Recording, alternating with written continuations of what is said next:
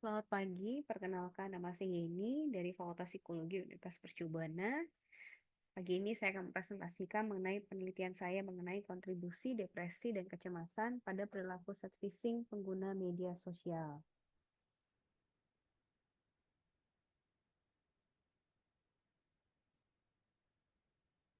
Latar belakang, menggunakan media sosial adalah kegiatan paling populer yang dilakukan oleh hampir semua orang yang memiliki smartphone.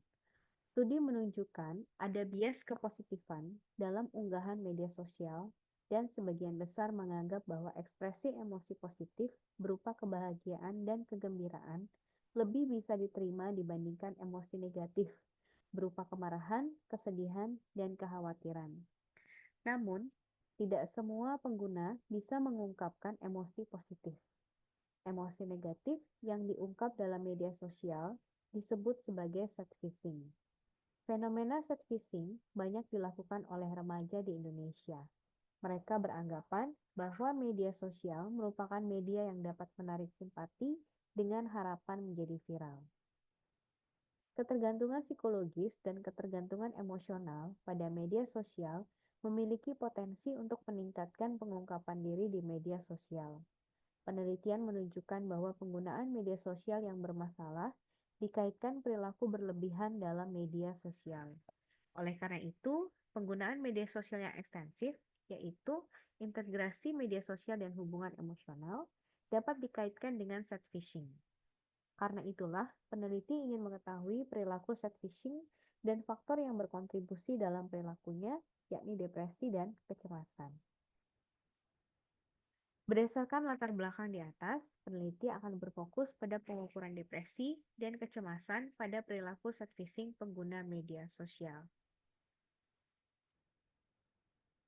Adanya ketidakkonsistenan temuan terkait efek penggunaan media dalam perilaku manusia dan belum diukur secara eksplisitnya kedua variabel tersebut dianggap sebagai kebaruan dalam penelitian ini. Tidak hanya itu, peran depresi dan kecemasan juga akan dilihat untuk mengetahui seberapa besar pengaruhnya terhadap perilaku set phishing pengguna media sosial. Capaian riset sebelumnya, di tahun 2020, hubungan antara penggunaan media sosial dengan kesepian dan perilaku perbandingan sosial. 2021, hubungan antara penggunaan media sosial Instagram dengan reflection rumination.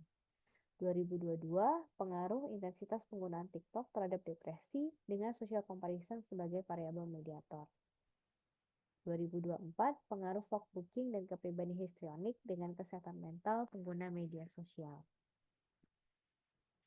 Metode penelitian yang digunakan dalam penelitian ini adalah penelitian survei yang bersifat penelitian penjelasan atau explanatory research, yakni penelitian untuk menjelaskan hubungan antar variabel melalui pengujian hipotesis.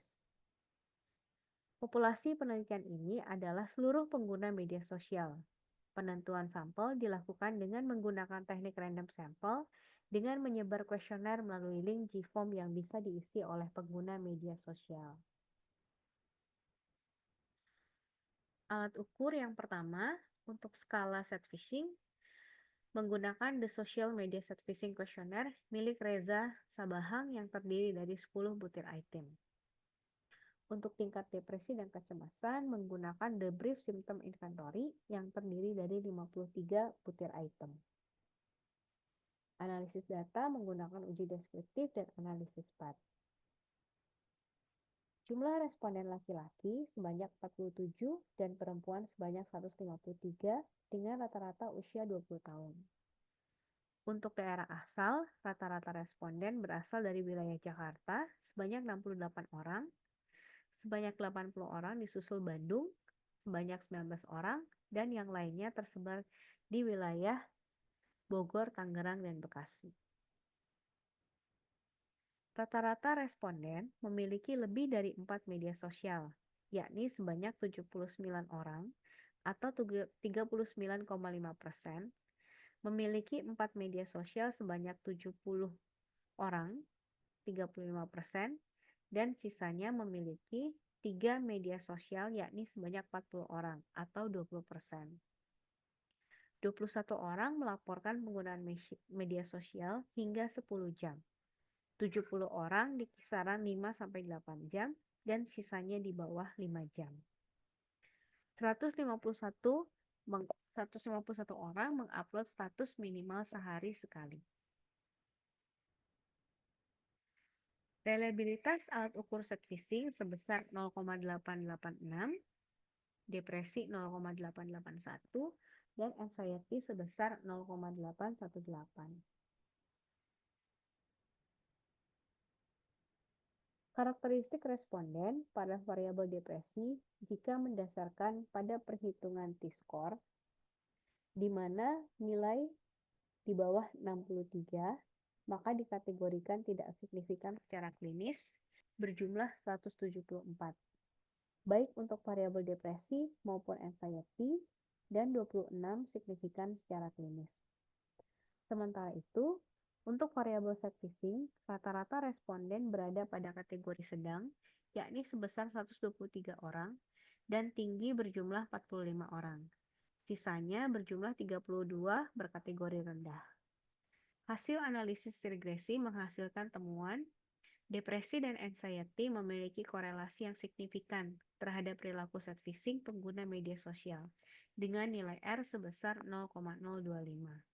Hal ini berarti bahwa setiap peningkatan depresi dan anxiety mempengaruhi perilaku set phishing pengguna media sosial.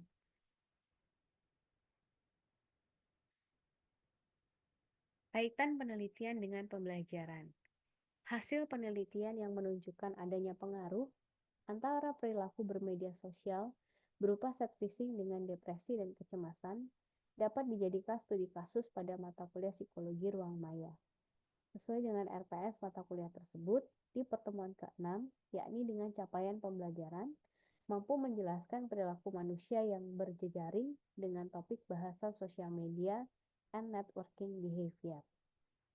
Studi kasus terkait perilaku yang mengiringi penggunaan media digital diantaranya perilaku set phishing dapat dipaparkan sebagai salah satu bentuk perilaku yang dilakukan oleh pengguna media sosial yang memiliki dampak pada depresi dan kecemasan.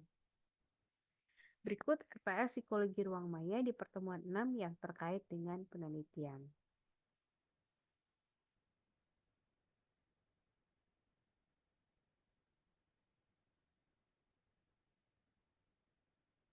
Kesimpulan, pertama, set phishing juga memiliki kaitan positif dengan perilaku histrionik atau mencari perhatian.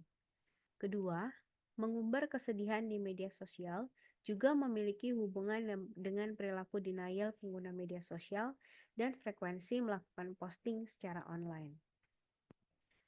Terima kasih.